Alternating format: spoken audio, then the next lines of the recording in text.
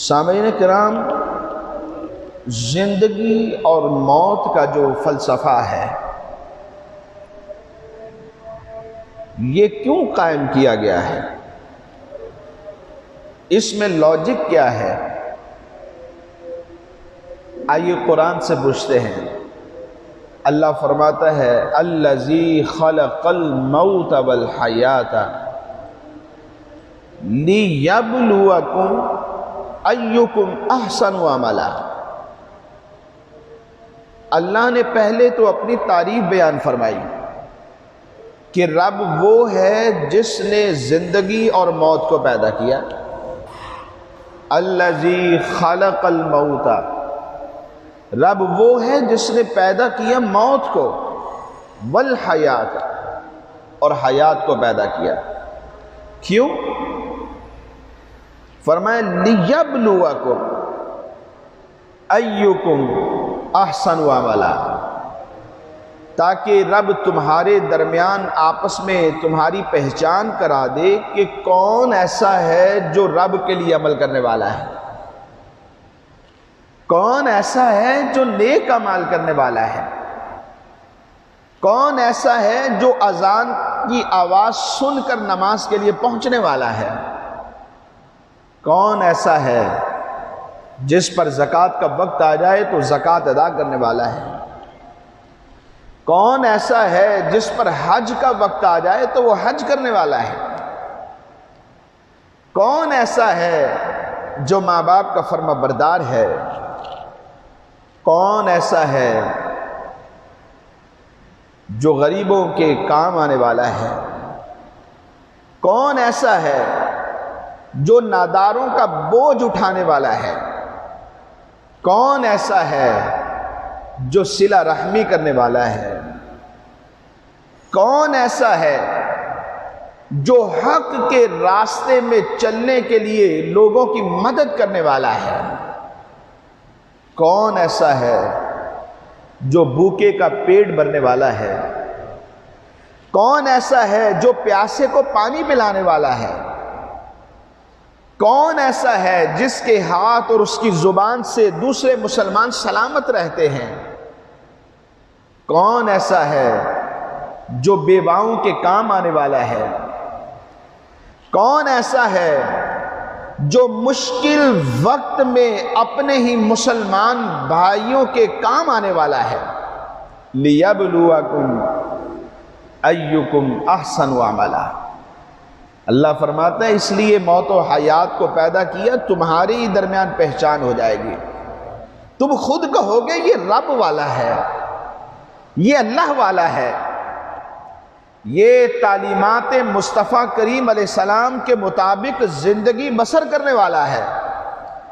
تم خود کہو گے کہ فلاں کو دیکھو تو خدا یاد آتا ہے، تم خود کہو گے کہ فلاں شخص نمازی ہے، پرہیزگار ہے، راست باز ہے، سچا ہے، امانت دار ہے، اس کے پاس امانت رکھواؤ تو ضائع نہیں ہوا کرتی۔ اور ایسا ہوتا ہے، ہم خود اپنی زبان سے اقرار کرتے ہیں، ہمارے محلے میں فلاں شخص ہے، نیک آدمی ہے، وہ نظر آ جائے تو آگے بڑھ کے سلام کہتے ہیں، حاجی صاحب السلام علیکم، وہ آگے سے جواب دیتے ہیں بیٹا خوش رہو، وعلیکم السلام ورحمۃ اللہ وبرکاتہ، کیونکہ ہماری نظریں پہچان رکھتی ہیں۔ رب نے ہمیں شعور عطا کیا ہے، عقل اور دانائی عطا کی ہے۔ حجت الاسلام امام محمد بن محمد غزالی علیہ رحمۃ اللہ الوالی آپ لکھتے ہیں رب نے اپنی مخلوق کی 3 قسمیں بنائی ہیں۔ ایک وہ قسم ہے جسے رب نے عقل کا نور عطا کیا ہے، یہ فرشتے ہیں۔ دوسرے وہ ہیں کہ جنہیں رب نے نفسانی خواہشات دی ہیں، چراغ عقل سے محروم رکھا ہے، وہ جانور ہیں۔ تیسرے فرمایا وہ ہیں کہ جنہیں رب نے عقل کا چراغ بھی عطا کیا ہے اور نفسانی خواہشات سے بھی نوازا ہے، یہ انسان ہے۔ اور پھر فرماتے ہیں یہی انسان جس کے پاس یہ دو چیزیں ہیں، چراغ عقل بھی ہے، نفسانی خواہشات بھی ہیں، اگر اس کی نفسانی خواہشات کے اوپر اس کا شعور، اس کا چراغ عقل کا جو نور ہے وہ غالب آ جاتا ہے تو فرشتوں سے افضل ہو جاتا ہے۔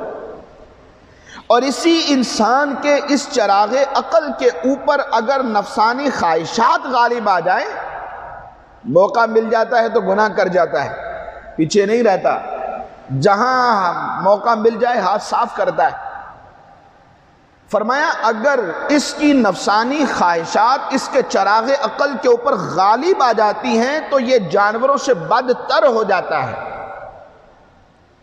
رب نے انسان کو شعور دیا ہے، دانائی دی ہے، عقل دی ہے، چراغ عقل سے نوازا ہے۔ ہم پہچان کرتے ہیں، خود پہچان کرتے ہیں فلاں کون ہے، وہ کیسا ہے، کن کاموں میں پڑا ہوا ہے، جائز کام کرتا ہے، ناجائز کام کرتا ہے۔ انسان کے پاس ترازو موجود ہے، پوری کالونی میں، پورے محلے میں ہماری نظر ہوتی ہے، ہم پہچان لیتے ہیں۔ کتنے گھر ایسے ہیں جو اچھے ہیں، کتنے گھروں میں گناہ ہو رہا ہے ہمیں یہ تک پتہ چل جاتا ہے۔ ہمارے شہر فیصل آباد میں کہاں کیا ہو رہا ہے اس کی بھی ہمیں خبر ہو جاتی ہے۔ رب نے چراغ عقل سے نوازا ہے اور ہم خود اپنے گریبان کو کھول کے جھانک سکتے ہیں۔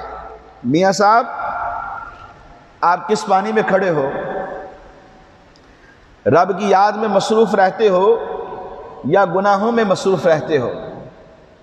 انسان خود پہچان سکتا ہے، اپنے اس نفس کا محاسبہ کر سکتا ہے۔ حدیث میں فرمایا استفتی قلبک، یہ جو دل ہے یہ ہمارا مفتی ہے، فرمایا اس سے فتویٰ تو لو، اپنی ذات کے بارے میں پوچھو تو صحیح۔ گھر کی چار دیواری میں جب کمرے بند ہو جاتے ہیں، کسی کو کوئی خبر نہیں تم کر کیا رہے ہو، لیکن اس دل کو پتہ ہے،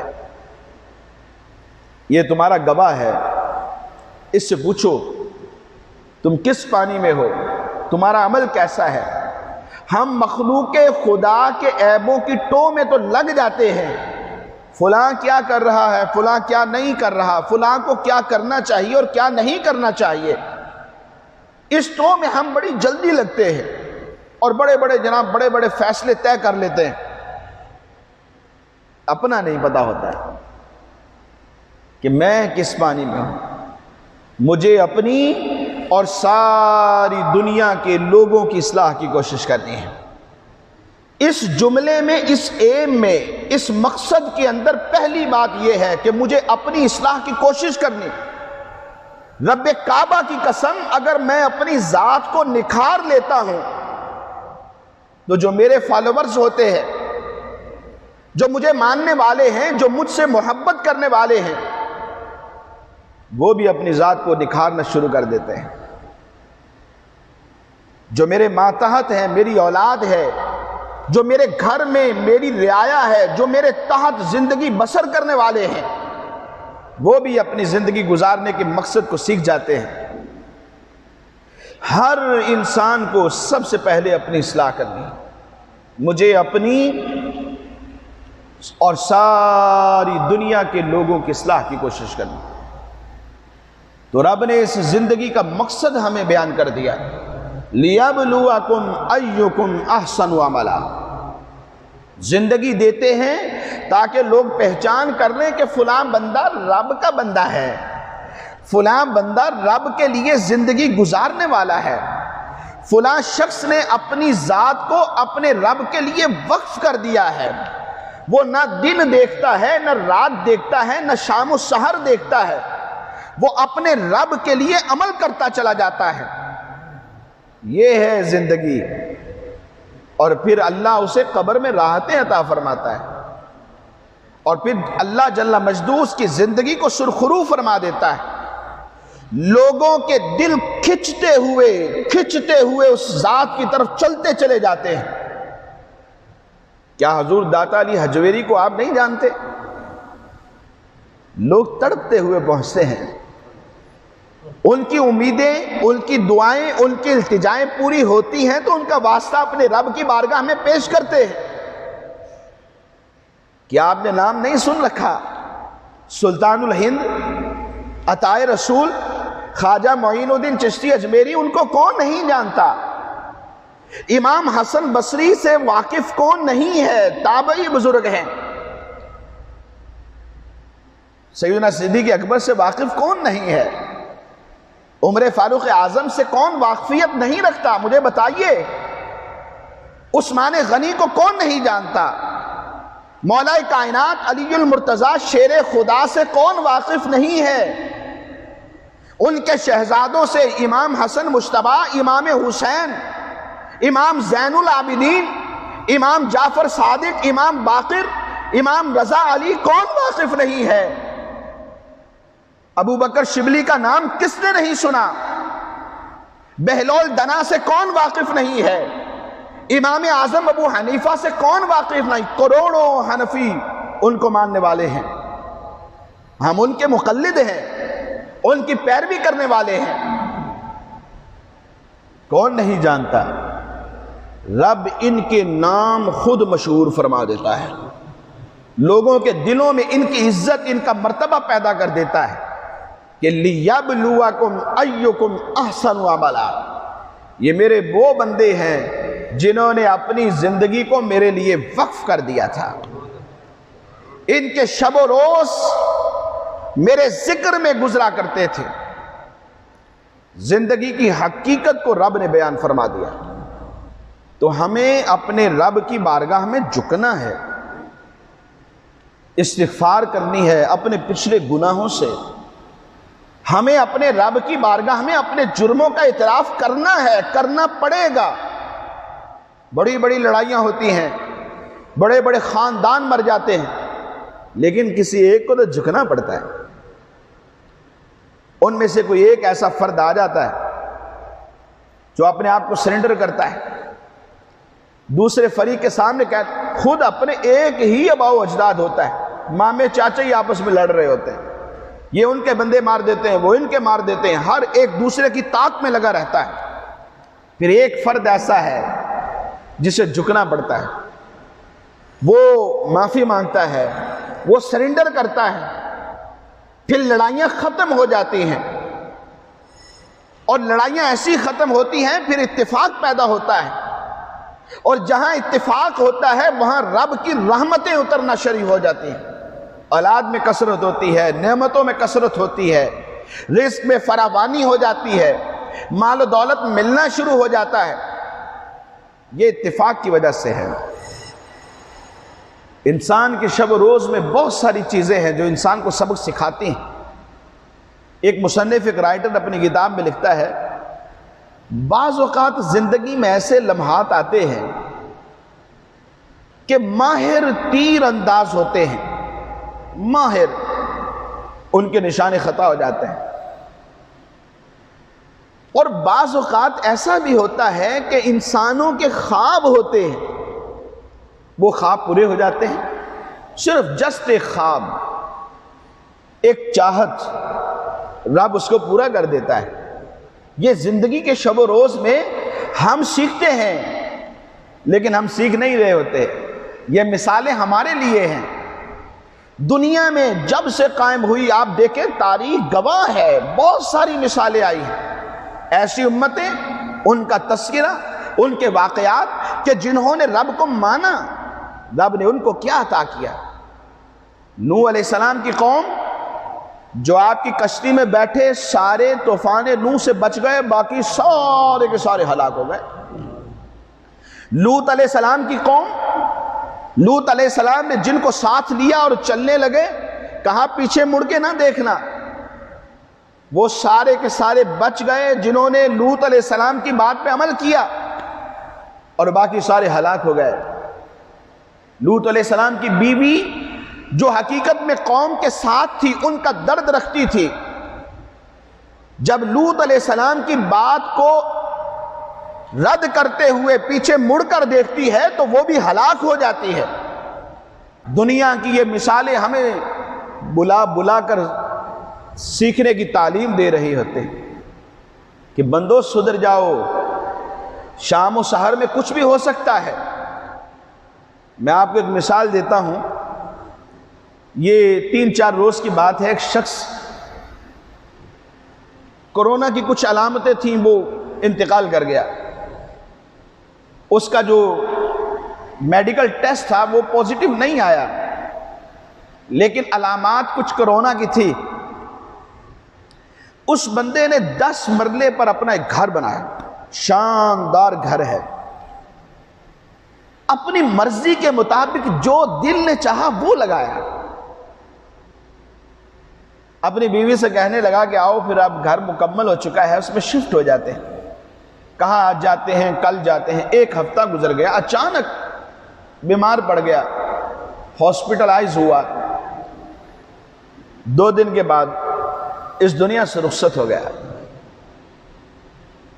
اسے گھر میں جانا ہی نصیب نہیں۔ اس مثال میں ہمارے لیے کیا ہے؟ مثالیں تو بہت ہیں، ہم سیکھتے کیوں نہیں؟ اس مثال میں ہمارے لیے کیا ہے؟ ہمیں سیکھنا پڑے گا کہ رب کا حکم اٹل ہے، وَلَن يُؤَخِّرَ اللَّهُ نَفْسًا إِذَا جَاءَ أَجَلُهَا۔ انسان کی خواہشات کتنی بھی ہوں، جب رب کا حکم آ جاتا ہے تو وہ مؤخر نہیں ہوتا۔ اس سے پہلے کہ وہ وقت آ جائے، وہ کسی نے کہا جنازہ آگے بڑھ کر کہہ رہا ہے اے جہاں والو میرے پیچھے چلے آؤ، تمہارا رہنما میں ہوں، تمہیں نصیحت کر رہا ہوں۔ ہم جنازے کے ساتھ جاتے ہیں، وہاں گفتگو دنیا کی ہو رہی ہوتی ہے، فلاں نے یہ کر دیا، اس نے یہ کر دیا، اور وزیر اعظم نے یہ بیان دے دیا، فلاں پی ایم این اے نے یہ کہا، اور اینکر نے یہ بات کہہ دی۔ جنازوں کے ساتھ اس لیے جایا جاتا ہے درس عبرت حاصل کیا جائے، سوچ میں پڑ جائے انسان، آج یہ جا رہا ہے کل میرا نمبر ہے، کل وہ جا رہا ہے، پھر اس کے بعد کس کا نمبر ہے، کسی کو کچھ پتہ نہیں۔ کفن دھل کر تیار ہوتے ہیں، لیکن پہننے والوں کو یہ پتہ نہیں کہ ہمارا نمبر اس کفن میں ہے۔ بازاروں میں کفن آ چکا ہوتا ہے، ہمیں نہیں علم۔ آج میں گھر سے نکل رہا تھا، سوشل میڈیا پہ دیکھا فلاں ڈاکٹر، ایک نام تھا اس کا، دنیا سے رخصت ہو گیا۔ ہمیں بچانے والے وہ بھی اس وبا میں مبتلا ہو رہے ہیں، ہم کب سیکھیں گے؟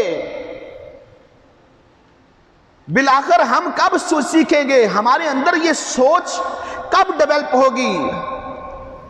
ہم پھر بھی نہیں سیکھ رہے۔ کورونا وائرس کی ابتدا ہوئی، پتہ چلا کہ جناب ماسک لگاؤ، ماسک، یہ ماسک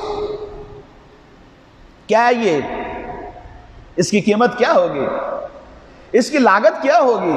وہی جس کو خریدتا کوئی نہیں تھا، یہ وہ ماسک جسے کوئی خرید نہیں رہا تھا، کسی کے منہ پہ دیکھا نہیں سوائے کسی ڈاکٹر کے۔ ہر ڈاکٹر کے منہ پہ آپ نے دیکھا جو آپریشن کرتا ہے اس نے لگایا ہوتا ہے، سرجن ڈاکٹر، اس سے پہلے کوئی نہیں لگاتا تھا۔ ہمارے مسلمان تھے، ہمارے مسلمان اسلام کا کلمہ پڑھنے والے، نبی علیہ السلام کے عشق کے دعوے کرنے والے، اپنے ہی مسلمانوں پر اتنی تنگی کر دی کہ یہی ماسک جس کی لاگت کچھ بھی نہیں ہے بازاروں میں ملنا بند ہو گیا۔ اس ڈبیا کی کیا قیمت ہے؟ یہ سینیٹائزر ہے، 60-50 روپے اس کے اوپر لاگت ہوگی، صرف 50، جسٹ 40 روپے لاگت ہوگی اس کے اوپر۔ یہ سینیٹائزر 250، 300، 400 میں ملنے لگا، جس کی لاگت 450 نفع ڈال کر تھی، وہ 2200 کا، 2000 روپے کا بازار میں ملنے لگا، کیونکہ مسلمانوں کو اس کی ضرورت پڑ گئی ہے، مسلمانوں کو ضرورت پڑ گئی ہے، مسلمانوں کو ضرورت پڑ گئی، اس لیے مہنگا ہو گیا۔ ہم اپنے ہی بھائی کی مجبوری کا ناجائز فائدہ اٹھاتے ہیں۔ ہم کون سے مسلمان ہیں کس نبی کا کلمہ پڑھ رہے ہیں جنہوں نے یہ کہا المسلم من سالم المسلمون من لسانہ و یدہ، مسلمان وہ ہے جس کے ہاتھ سے اور اس کی زبان سے مسلمان سلامت رہے؟ وہ نبی کہ جنہوں نے کہا کہ صرف اور صرف قبلے کی طرف منہ کر کے نماز پڑھ لینا ہی بھلائی نہیں ہے، اپنے مسلمان بھائیوں کے کام آؤ، یتیموں کے کام آؤ، فقراء کے کام آؤ، رشتہ داروں کے ساتھ صلہ رحمی کرو، یہ مسلمانی ہے، یہ ایمان کی قوت ہے، یہ ایمان کی تازگی ہے، ایسا کرو۔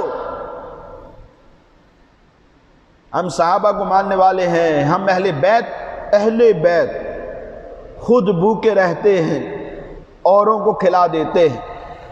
کیسے صابر ہیں محمد کے گھر آنے والے، خود بھوکے رہتے ہیں، اوروں کو کھلا دیتے ہیں، اور ہم ایک چیز اپنے ہی مسلمان بھائیوں پر مہنگی کر کے دیتے ہیں۔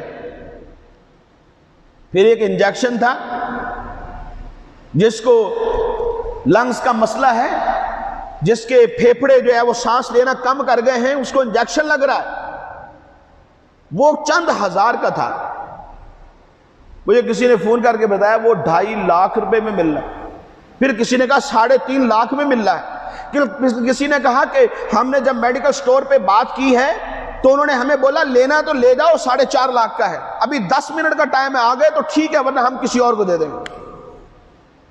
اے خاصان رسول، وقت دعا ہے، وقت دعا ہے، امت پہ تیری آ کے عجب وقت پڑا ہے۔ وہ دین جو بڑی شان سے نکلا تھا وطن سے، وہ وطن میں ہی آج غریب الغربا ہے۔ فریاد ہے کشتی امت کے نگہباں، بیڑا یہ تباہی کے قریب آن لگا ہے۔ ہمارے مسلمان بھائی ہیں اور کسی کو کچھ پتہ نہیں کب جانا ہے۔ جو مہنگی چیزیں کر رہا ہے وہ بھی تو جائے گا نا، جو مال کمانے کی فکر میں ہے وہ بھی تو جائے گا۔ شیٹھ جی کو فکر تھی ایک ایک کے 2 کیجئے، موت آ پہنچی کہ صاحب جان واپس کیجئے۔ یہ مثالیں ہمیں کیوں نہیں جھنجھوڑتی؟ ہم ان مثالوں سے کیوں نہیں سیکھتے؟ عالی شان گھر بنایا 10 منزلے پر، جانا نصیب نہیں ہوا۔ فرمایا یہ دنیا ہمیں بہت کچھ سکھاتی ہے لیکن ہم سیکھتے نہیں۔ کل مجھے ایک صاحب بتا رہے تھے کہ فلاں گھر میں بہت امیر آدمی ہیں، سارے لینڈ لارڈ ہیں، بڑے بڑے سرکاری عہدوں پر فائز ہیں، ملنے بھی ہیں۔ اماں بیمار ہو گئی ہے، وہ اماں جو چھاتیوں سے لگا کے دودھ پلاتی، ٹائیفائڈ ہے، لیکن ماں کو فکر نہیں ہے کہ اس کا وائرس مجھے لگ جائے گا۔ ماں کو فکر ہوتی؟ اچھا، ماں کو فکر ہوتی اس کا وائرس مجھے لگے گا؟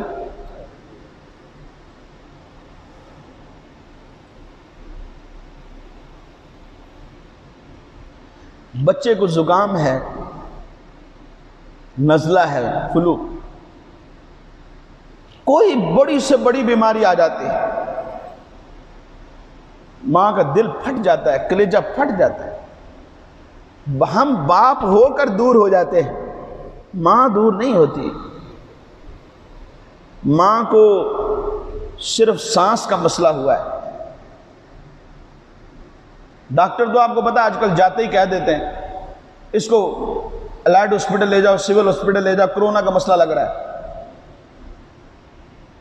وہاں لے گئے، ایڈمٹ کر دیا، ٹیسٹ ہو گئے، پتہ چلا کرونا نہیں ہے، لیکن ایک ڈاکٹر کی زبان سے نکل گیا کرونا کی علامتیں ہیں۔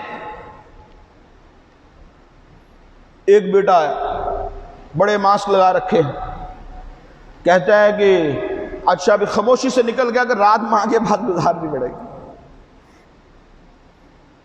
رات ماں کے پاس گزارنی پڑے گی، خاموشی سے نکل گیا۔ دوسرا آیا تو اس نے کہا کہ اچھا پھر ٹھیک ہے آپ یہاں رات کو ہیں۔ وہ لڑکا جو مذہبی آدمی تھا، جس کے دل میں کچھ درد بھی تھا ماں کا، اس کو کہتا ہے کہ آپ ادھر ٹھیک ہیں، آپ کا بیٹا بھی ادھر ہے، تو پھر میں چلتا ہوں، صبح پھر چکر لگاؤں گا۔ وہ بھی چلا گیا۔ پھر ایک بیٹا ہے وہ بھی اب داء میں لگا ہوا کہ میں کیسے نکلوں، ماں کے پاس بیٹھوں گا وائرس کہیں اثر نہ کر جائے۔ بولا سب چلے گئے، ہم ایک رہ گئے۔ کیا یہ انداز ہوتے ہیں ماں باپ کے ساتھ جنہوں نے پالا ہے، جن کی کھاؤں جن کی کھانسی سے ہمیں درد ہوتی ہے، جن کے نزلے اور زکام سے ہم بچنے کی کوشش کرتے ہیں؟ یہ تو وقت تھا ان کی مرض کو دیکھنے کا، ان کے ناز اور نخرے اٹھانے کا یہ وقت تھا۔ قرآن کیا کہتا ہے؟ وَبِالْوَالِدَيْنِ احسانا، ماں باپ کے ساتھ اس نے سلوک کرو۔ اِمَّا يَبْلُغَنَّ عِنْدَكَ الْكِبَرَ، کہا جب وہ بڑھاپے کو پہنچ جائیں نا تو پھر ان کے ناز نخرے اٹھایا کرو، ان کے آگے فَلَا تَقُلْ لَهُمَا اُفٍّ وَلَا تَنْهَرْهُمَا، چھڑکو نہ، ان کو اف بھی مت کہا کرو۔ ہمیں جو کچھ بھی ہو جائے وہ ہمارے پاس بیٹھے، ہمارا سر دبائے، ہماری ٹانگیں دبائے، ہمارے اوپر واری واری جائیں، یہ دعائیں کریں کہ اللہ ہماری زندگی ان کو لگا دے، اور ہمارے پاس وقت ہی نہ ہو کہ وائرس ہمارے پاس حملہ نہ کر جائے۔ اے خاصان رسول، وقت دعا ہے، امت پہ تیری آ کے عجب وقت پڑا ہے۔ ہمیں آج سیکھنا ہے۔ ابھی ڈاکٹروں نے میڈیا کے اوپر بات کی کہ پلازما دو، پلازما، وہ مریض کے جو مر رہا تھا، کرونا میں آ گیا تھا، اس کے اندر وہ طاقت پیدا ہو چکی ہے کہ وہ مرض سے لڑ سکتا ہے، اپنا ڈیفنس کر سکتا ہے، اس کے اندر قوت برداشت آ گئی ہے، وہ مرض کو فیس کر سکتا ہے، اس کا خون اس قابل ہو گیا ہے۔ اب اس کا خون نکال کر اگر مریض کو لگایا جائے گا تو وہ بھی صحت یاب ہو سکتا ہے۔ یہ پلازما، خون نکالو، اس کے جزیات، اس کے خلیات پھر دوسرے کے اندر منتقل ہوں گے۔ خون فری میں دینا چاہیے تھا، فری میں، موت سے اٹھ کر آیا ہے، بستر مرگ سے نکلا ہے، ایک بوتل دے دے گا تو کیا ہوگی؟ 1 لاکھ کی بوتل دوں گا، 2 لاکھ کی بوتل دوں گا، 8 لاکھ تک ایک بوتل بکی ہے۔ پھر میں کیوں نہ کہوں اے خاصان رسول، وقت دعا ہے، امت پہ تیری آ کے عجب وقت پڑا ہے۔ وہ دین جو بڑی شان سے نکلا تھا وطن سے، وطن میں ہی وہ آج غریب الغربا ہے۔ خون بیچنا حرام ہے، حرام کھا لیں گے، کتنے دن کھاؤ گے یار، کتنے دن کھاؤ گے؟ موت جب آئے گی گرفت سخت ہے، ان بطش ربک لشدید، رب کی گرفت بہت سخت ہے۔ آج بھی وقت ہے، سدھرنا ہے، ہمیں، مجھے بھی سدھرنا ہے، آپ کو بھی سدھرنا ہے۔ اللہ سے معافی مانگنے کا وقت ہے، خیانت کا وقت نہیں ہے۔ آج ڈاکٹروں نے ایک اور نئی بات نکال دی، ڈیکسا کا ٹیکہ، اور ایک اور بتا دیا۔ اب یہ مارکیٹ میں پتہ نہیں کب شارٹ ہوں گے۔ ایک مجبور کی مجبوری سے ناجائز فائدہ، مال کمانے کی، مال کی ہرس۔ بندہ تو وہ ہے، فرمایا اگر اس کو سونے کی ایک وادی دے دی جائے تو دوسری کی ہرس کرے گا، دوسری وادی دے دی جائے تو تیسری کی ہرس کرے گا۔ یہ ہرس ختم نہیں ہوتی۔ آج سدھریں، آج اللہ سے توبہ کریں۔ ہم سب کو چاہیے کہ مل کے توبہ کریں۔ جن کے ماں باپ بیمار ہو جائیں، دور نہیں ہونا۔ ماں باپ بیمار ہو جائیں تو ان سے دور نہیں ہونا۔ ہاں ٹھیک ہے، احتیاطی تدابیر کریں، ماسک لگائیں، دستانے پہنیں، ان کے قدم دبائیں، ان کی ٹریٹمنٹ کریں، ان کی دوائی دارو کا خیال کریں، ان کے کھانے پینے کا خیال کریں، دن رات گزاریں ان کے پاس، ان سے ہٹے نہ، ان کو احساس نہ کہیں ہو جائے۔ یاد رکھیے، ان کے احساس اگر دل میں پیدا ہو گیا، رب ناراض ہو جائے گا، اور جب رب ناراض ہو گیا دنیا لٹ گئی، آخرت تباہ ہو گئی۔ اللہ تعالیٰ عمل کی توفیق عطا فرمائے، سنتیں عطا فرمائے۔